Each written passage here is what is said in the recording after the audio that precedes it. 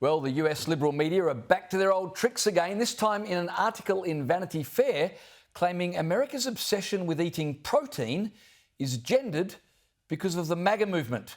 Follow if you can. Vanity Fair write, an obsession with protein affords a masculine-coded cover on the feminine-coded world of body image and dieting, and a subject over which men can bond as bros. It goes on to say a manosphere helmed by Donald Trump has such a vocal contingent of intense protein-maxing health obsessives. Now, to help us understand that sentence, let alone the sentiment, we are joined by host of Brad vs. Everyone podcast, Brad Polumbo. Brad, the Vanity Fair magazine is pretty much unreadable as it is, but Americans are eating red meat, and that's Donald Trump's fault.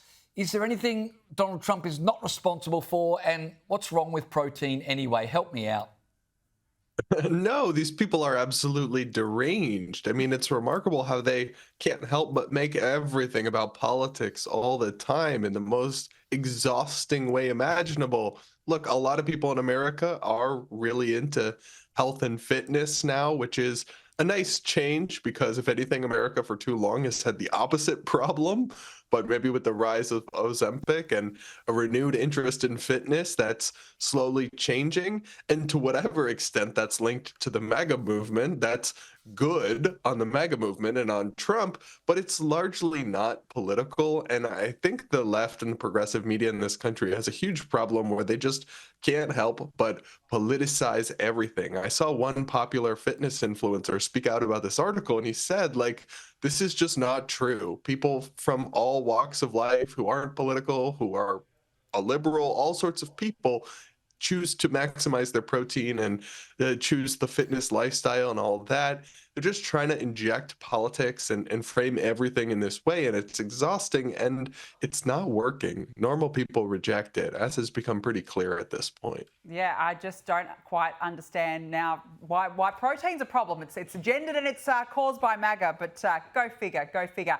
Now, look, speaking of weird, we've got to talk about Rosie O'Donnell. She's having another Trump derangement syndrome-induced freak out. You know, the woman moves to Ireland to escape Donald Trump, but yet she can't stop talking about him. He's very dumb. He's not a smart man. And we all have to face that, you know, our inability to face the things that are disturbing and to just believe in alternative reality.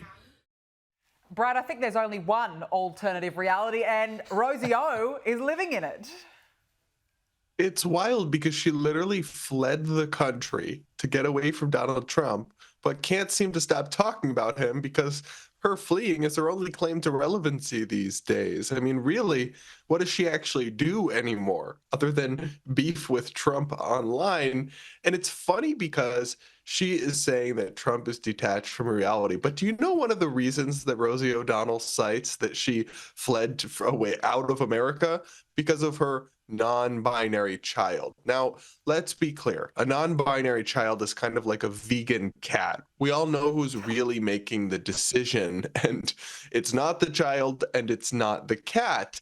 And a non-binary child is also not a thing. People are male or female or very rare. There's intersex conditions, but non-binary is not real. And so she's promoting incoherent and absurd ideologies on her children while claiming Donald Trump is out of touch with reality, even though she's so deranged by politics, she fled the country. It's beyond parody, honestly.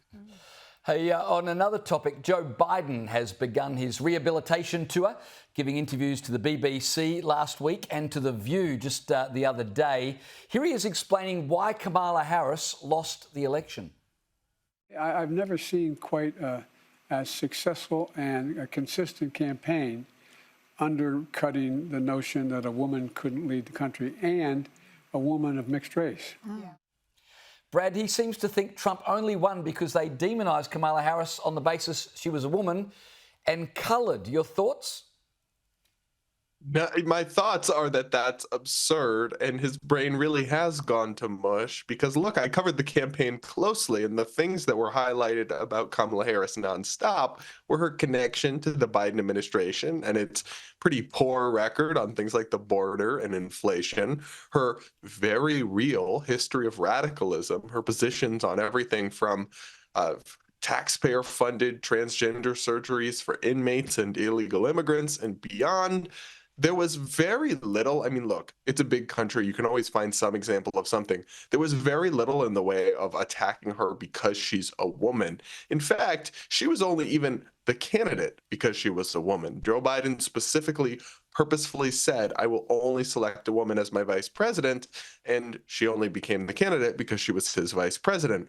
So the victim narrative and the invocation of identity politics is a lazy crutch at this point, meant to deflect away from how actually bad the Democratic Party is at basic politics these days. Yeah, and I just don't know why Joe Biden's dusted himself off suddenly and is doing some sort of, as we said, rehabilitation tour. You know, go back to your knitting. You know, off you go. Brad Polumbo, it's been great to catch up with you. Thank you so much for joining us on the show this evening. Really appreciate it.